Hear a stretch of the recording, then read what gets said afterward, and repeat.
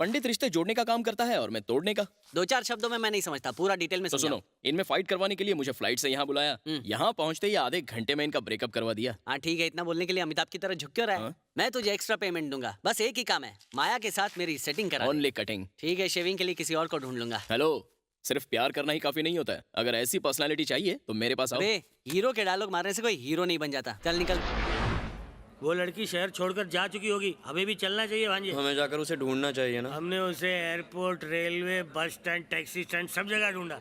वो तुझे भूल चुकी है, तू भी उसे भूल जा। नहीं भूल सकता मामा। मामी 10-10 मिनट में फोन कर रही है, कहती है कि अगर मैं 11 बजे तक नहीं पहुंचा तो मेरे खाने में जहर डाल देगी। क्यों मुझे मरवाना चाहता है? रुको मामा, एक ड्रिंक खत्म करने दो फिर चलेंगे। मामा मामा इसने भी धोखा दे दिया। हाय, तुम भी मेरी तरह पैक बनाते हो। अरे कहाँ जा रहे हो यार? तुम तो मेरे पास बैठो ना यार। तुम भी लव के एग्जाम में फेल हो गए क्या? मेरी तो कोई गलती भी नहीं थी। किसी कुत्ते ने आकर मेरे किस्मत का कनेक्शन काट दिया। वो मेरे हाथ लग जाए ना तो छोड़ूंगा नहीं। हे, कहाँ जा रहे हो बॉस? थोड़ा बैठो ना यार मेरे पास। तुम तो धोखा नहीं दोगे ना? पहले माया चली गई, फिर मामा चले गए, लेकिन तुम नहीं गए। ये होता है असली friend. Hello boss. Hello hello boss. Hello.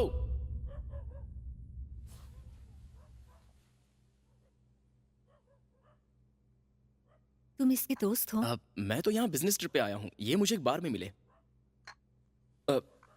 माँ बस करो, मैं तुम्हें तुम्हारे पापा से दूर यहाँ लेकर आई, एक ऐसे आदमी से दूर जिसने हम दोनों को धोखा दिया था।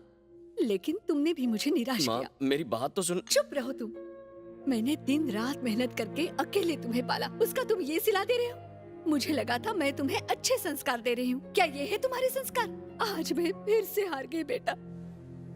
तुम्हारा भाई जो उनके पास है वो अब तक डॉक्टर या कलेक्टर बन गया होगा। मैं तुम्हारे पापा को भुला चुकी थी, पर आज तुमने मुझे फिर से उनकी याद दिला दी। माँ, आई एम सॉरी माँ। ऐसी गलती फिर कभी नहीं करूँगा। मेरी एक इच्छा है, पूरी करोगे? जरूर करूँगा। मुझे तुम्हारे छोटे भाई को देखना है। उस वक्त मैं गुस्से में थी जब मैं तुम्हें तुम्हारे भाई और पापा से दूर यहाँ ले आई। तुम्हें भी अपने पापा से मिलना चाहिए बेटा। मेरा उनसे मिलना जरूरी नहीं है, पर आपको भाई से मिलाना मेरे लिए बहुत जरूरी है। बताइए कहाँ मिलेगा? तुम्हारे पापा कोविलूर के बड़े जमींदार हैं। सुना है किसी बात से गुस्सा होकर आजकल मदुराई में रह रहे हैं। मदुराई? तुम्हारे पापा जहाँ भी रहते होंगे शान से रहते होंगे। वो बहुत परोपकारी हैं। वहाँ जाकर किसी से भी अरविंद पूछोगे तो तुम्हें बता देंगे। ठीक है माँ, मैं कल ही वहाँ जाता हूँ। अरे मैं भी कल वहीं जा रहा हूँ। दोनों मिलकर उन्हें ढूंढेंगे।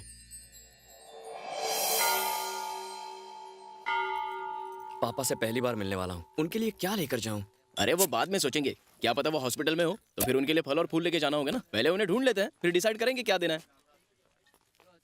चूना दे बाबा के लिए प्रसाद देना। ढोंगी बाबा पे पैसे क्यों लुटा रहे हो? तुम्हारी क्यों सुलग रही है? तुम्हारा धंधा इन्हीं से चल लगता है रहा बस स्टॉप है। लाओ वहाँ पर है। प्रसाद दो। चूना दे बाबा तो महान है। महान तो गधे टाइप के भक्त होते हैं। इस शहर में पान वाले इतना चूना नहीं लगाते जितना कि ये बाबा लोग लगाते हैं। कौन है ये बाबा?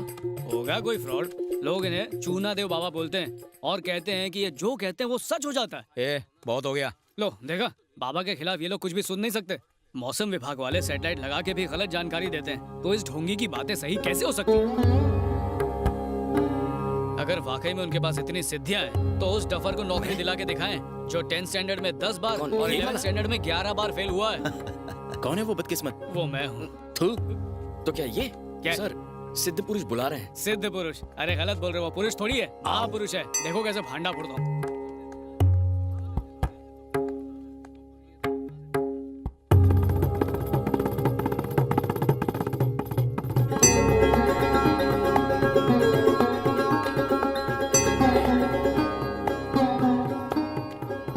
मैंने आपको इतना भला बुरा कह दिया, माफ करना स्वामी जी। जल्दी से मुझे भी प्रसाद देना। क्यों नाटक कर रहा है? मेरी बुझी हुई किस्मत जल गई तो तेरी क्यों जल रही है? क्या हुआ?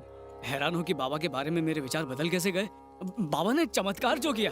मैंने उनसे कहा मुझे नौकरी की जरूरत है, तुरंत अभी विजय कालिया का फोन आ गया, कहता है अकाउंटेंट की जरूरत है। धन्य हो चूना देव बाबा, मेरी तो सचमुच किस्मत खुल गई है। मैं सच कह रहा हूँ, यकीन लगता है करो। मुझे बुला रहे हैं। बुला रहे हैं तो जाओ ना, सोई हुई किस्मत का अलार्म क्लॉक शायद बच जाएगा। क्या तुम अपने पिता को ढूंढने आए हो? अरे स्वामी जी, आपको कैसे पता? उसने मुझे बताया। किसने? मेरे पिता ने। जाओ उस तालाब के पानी में श्रद्धा पूर्वक डुबकी मार कर आओ, तुम्हारे पिता मिल जाएंगे। अब जाओ, तुम भी जाओ। स्वामी, इसे पानी में जाने की क्या जरूरत है? अभी नहीं समझोगे, बाद में समझोगे। दोस्तों, स्वामी जी जो कह रहे हैं करो, सोचो मत, जाओ जाओ। स्वामी जी जो कह रहे हैं सही कह रहे हैं, एक बार डुबकी लगा के आ जाते हैं ना। चलो, स्वामी जी हमारा ये सामान। आशीर्वाद दीजिए स्वामी जी। बेटा, इस तुच्छ चीज की चिंता मत करो, इसको हमारे पास छोड़ दो, इसकी रखवाली हम करेंगे, तुम जाओ। ठीक है स्वामी जी। हाँ।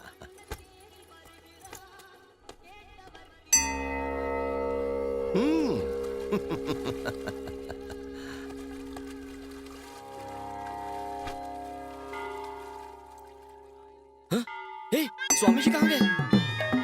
सुनिए, चूनादेव बाबा कहाँ गए? हमारे बैग भी नहीं है। चूनादेव बाबा नाम ऐसे नहीं है, लोगों को चूना लगाता है। वो आदमी जिसे नौकरी मिली थी, दोनों मिले हुए हैं, वो उसका बेटा है। क्या यार, ये बात पहले क्यों नहीं बताई? वो कहावत है ना, समझदार को इशारा काफी है। मैं कब से इशारा कर रहा था। अरे यार, पॉकेट में एक ढेला नहीं बचा है, वो मेरे सारे पैसे ले गया। अब यहाँ पर क्या करेंगे? घबराओ मत, मैं अपने पापा का नाम लूंगा ना तो सब कुछ अपने आप ठीक हो जाएगा। मेरे पापा अरविंद यहाँ के राजा हैं। तुम अरविंद के बेटे हो क्या?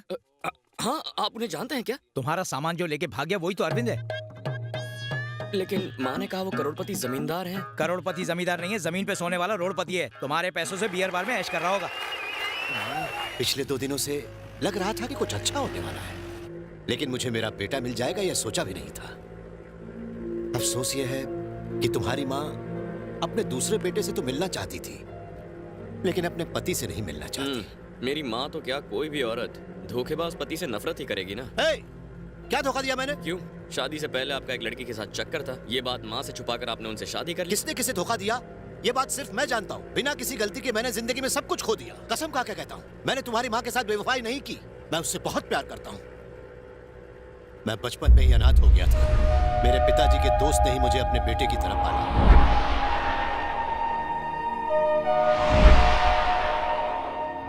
आप इस बार एमएलए के इलेक्शन में क्यों नहीं खड़े होना चाहते? हम कुछ नहीं जानते, आप ही हमारे एमएलए होंगे। सारी जिंदगी क्या मैं ही एमएलए बनता रहूंगा? मेरे स्वर्गीय बिजनेस पार्टनर के बेटे को भी तो मौका दो। अंकल, मुझे पॉलिटिक्स में कोई दिलचस्पी नहीं है। मैं एमएलए वगैरह बिल्कुल नहीं बनना चाहता हूँ। मालिक, आप और अरुण भैया अगर इलेक्शन नहीं लड़ना चाहते तो वो टिकट मुझे दे दीजिए ना। मैं भी तो आपके परिवार का हिस्सा हूँ। पशुपति, परिवार के साथ रहने और परिवार का हिस्सा होने में फर्क है। नौकर को अपनी औकात भूलकर मालिक बनने की कोशिश नहीं करनी चाहिए। मैं तो आपका वफादार हूँ मालिक। वफादार तो कुत्ता भी होता है, मगर उसकी जगह घर के बाहर होती है। उसे घर के अंदर नहीं लाया जाता है। इस घर की गद्दी पर सिर्फ इस घर का बेटा ही बैठेगा। आखिर ये हमारी इज्जत का सवाल है। मुझे गलत मत समझिए मालिक। अगर मैंने अरविंद का प्यार लक्ष्मी को यहाँ से भगाया नहीं होता और अरविंद से अगर झूठ नहीं बोला होता कि वो मर चुके हैं, तो आपकी इज्जत का क्या होगा? ये क्या बोल रहा है तू? लक्ष्मी जिंदा है? अरे अंकल, आप भी चुप मत पड़िए। सच सच बोल, वरना मैं तुझे जान से मार डालूंगा। अरविंद जी, मैं आपको सच बताता हूँ। आपके अंकल ने मुझे लक्ष्मी को इस शहर से दूर ले जाने के लिए कहा था, ताकि उसकी मौत की झूठी खबर सुनकर आप तुलसी से शादी कर लें। मेरी लक्ष्मी कहाँ है पता? मुझे नहीं पता।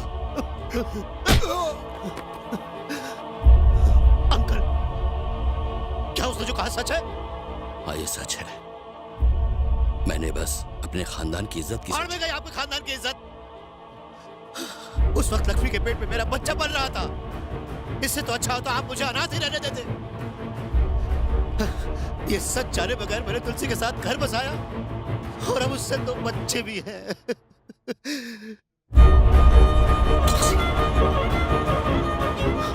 तुलसी जी, मेरे साथ रहते हुए भी किसी और के बारे में सोचते रहे।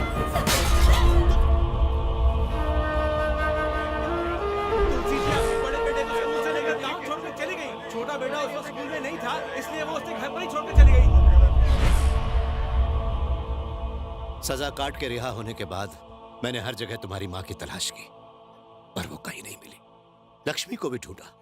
हमारे बेटे को जन्म देते ही वो इस दुनिया को छोड़कर चली गई। फिर मैं शक्ति को लेकर यहाँ आ गया। पर अब आप अकेले नहीं हैं, मैं और माँ आपके साथ हैं।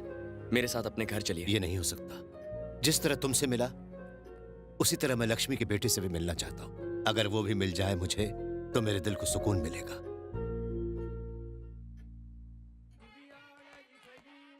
ए, कहाँ जा रहे हो? मैं चला अपने घर। नहीं नहीं, पागल हो क्या? चलो। अरे कहाँ ना, चलो। मैं नहीं आऊंगा। चलो, पैक बनाओ। ये सब क्या हो रहा है? आप बस एंजॉय करो। तू बनाना, ग्लास उठा, सब एक साथ चीयर्स करेंगे। किस बात की खुशी मना रहे हो? लक्ष्मी का बेटा मिल गया ना, चीयर्स। ये क्या कह रहे हो तुम? कौन है? कहाँ है? आपके सामने। ये लक्ष्मी का बेटा है? मुझे भी शक था। शक दूर करने के लिए मैंने इससे पैक बनवाया। और पापा, पहले लोग शराब डालते हैं फिर पानी मिलाते हैं ना। हाँ। लेकिन आप पैक कैसे बनाते हैं? पहले ग्लास में पानी डालते हैं फिर शराब मिक्स करते हैं। हमारी चीज एक जैसी है, इसीलिए हमने भी पैक वैसे ही बनाया और शक्ति ने भी वैसे ही पैक बनाया। तुम तो मेरे जैसा ही पैक बनाते हो। तभी मुझे लगा कि शायद ये भी मेरा ही भाई है। फिल्मों में गाना गाकर भाइयों को मिलते देखा था, शराब पी के भाइयों को मिलते पहली बार देखा है। मुझे माफ कर देना बेटा, ये सब जाने अनजाने में हो गया। हाँ?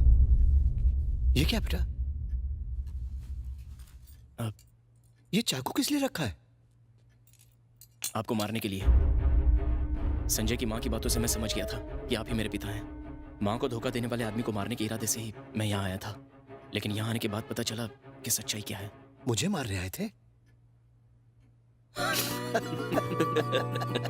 ए, तू तो पागल है।